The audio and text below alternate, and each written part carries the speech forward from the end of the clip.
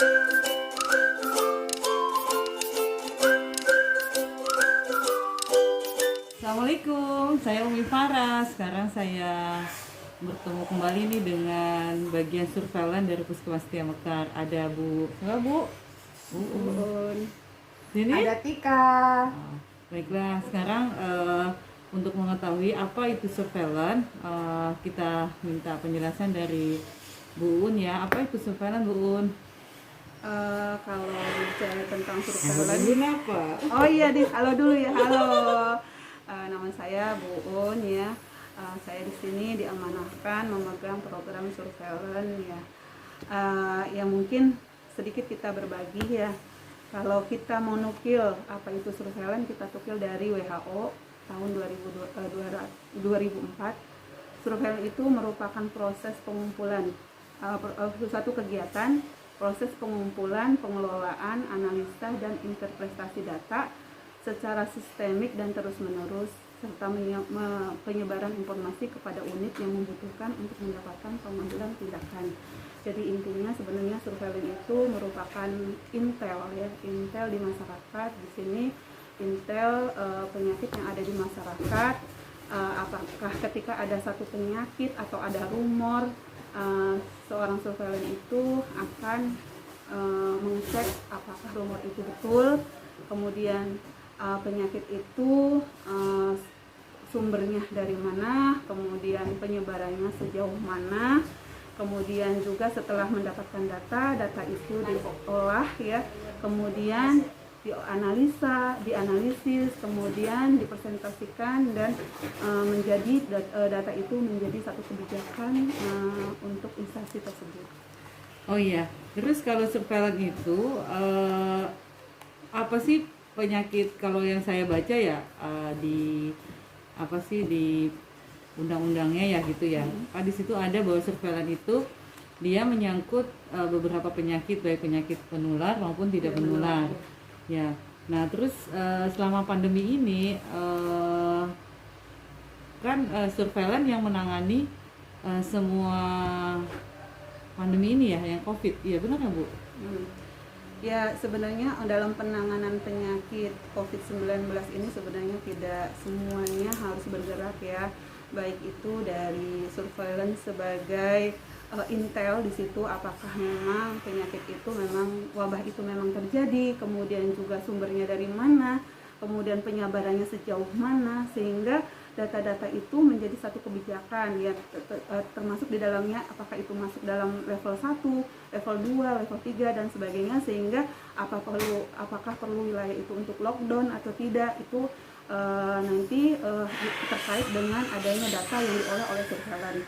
Sementara nanti juga surveillance nanti di sini juga ada di dalamnya ada promkes yang mungkin untuk penkesnya, untuk pemahaman terhadap masyarakat bahwa bagaimana sih penanganan penyakit tersebut, 3M-nya dan sebagainya, prokesnya itu harus disosialisasikan. Kemudian juga di situ ada counseling, kemudian di situ ada laboratorium untuk pemeriksaan, untuk testingnya, kemudian juga ada dari mungkin dengan UKM-nya, UKM dan UKP-nya untuk rujukannya, pengobatannya, terapinya di situ. Mungkin seperti itu Dok. Jadi tidak bisa bekerja sendiri, tapi ini menjadi satu kesatuan yang harus sama-sama kita bekerja gitu. Ya. Waktu pandemi 2020 di Setia Mekar ini, Bu Un ini adalah surveillance kita yang paling sibuk, sampai Bu Un sakit ya waktu itu ya, karena waktu itu awal-awal 2019-2020 kita baru mengenal COVID, dan di situ mungkin Bu Un sempat stres juga ya Bu Un ya, karena menghadapi sesuatu yang baru, sedangkan APD kita juga belum ada gitu, jadi kita hanya memakai seadanya saja. Nah, selama 2020 ini, waktu 2020 nih Bu Un ya, banyak nggak pasien COVID yang kita tangani? Terus di surveillance itu kayaknya karena pandemi COVID ini lebih banyak surveillance yang bekerja ya. Terus langkah-langkah apa saja yang diambil dari surveillance dalam penanganan COVID ini? Untuk tahun 2020 memang memang karena kita ini penyakit yang baru ya, kita juga tidak tahu seperti apa ya gitu harus ininya. Kebenaran saya juga basicnya juga bukan dari sarjana epidemiologi ya, sehingga kita berjalan sesuai dengan arahan dari dinas. Nah, untuk penanganan kasus COVID di tahun 2020 itu sebenarnya enggak sebanyak, kasusnya tidak sebanyak di tahun 2021. Cuman karena kita belum masih adaptasi, masih rasa ketakutan itu terlalu tinggi gitu. Jadi sehingga kita itu masih masih mendalami seperti apa gitu, sehingga teman-teman pun mungkin masih juga sama-sama belajar gitu, sehingga masih kaku lah untuk penanganan COVID-19 ini. Tapi alhamdulillah semakin berjalannya waktu, kita kesini alhamdulillah sudah bagus. Ditambah dengan juga kita pada saat itu belum punya tenaga laboratorium ya dok ya, sehingga yang itu urgen untuk menentukan apakah seseorang itu positif apa tidak, itu kan pemeriksaan laboratorium. Sementara kita tidak punya gitu, kemudian juga semuanya serba terbatas, SDM juga kita mungkin terbatas juga, jadi orangnya juga itu juga gitu. Jadi sementara jumlah penduduk kita kan cukup banyak, kemudian juga kita itu kan karena perbatasan dengan kota ya, istilahnya kasusnya pun lebih banyak daripada Kabupaten Bekasi di daerah yang mungkin lebih sedikit kasusnya. Mungkin itu dok sebenarnya. Ya, waktu 2020 hampir semua SDM yang ada di Setia Mekar ini semuanya terjun langsung, baik itu dia maupun nakes, dan non-nakes semua turun ya. Bahkan para akuntan yang baru masuk aja udah langsung swab ya, langsung diajarkan gitu ya. Masya Allah memang subhanallah. Tapi pas tahun 2021 kita sudah mulai ada ya, udah mulai bantuan nih dari pemerintah juga ada, dari Kemenkes, dari pusat juga ada.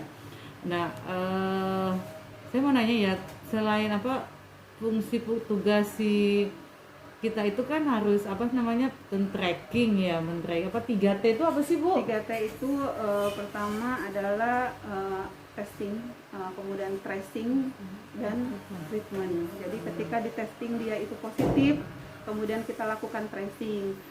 Minimalnya kita targetkan satu kasus itu adalah ada 15 kontak erat, walaupun harusnya lebih ya, kalau WHO sampai 35 kontak erat gitu. Tapi Kabupaten Bekasi sendiri menginstruksikan minimal 15 kontak erat.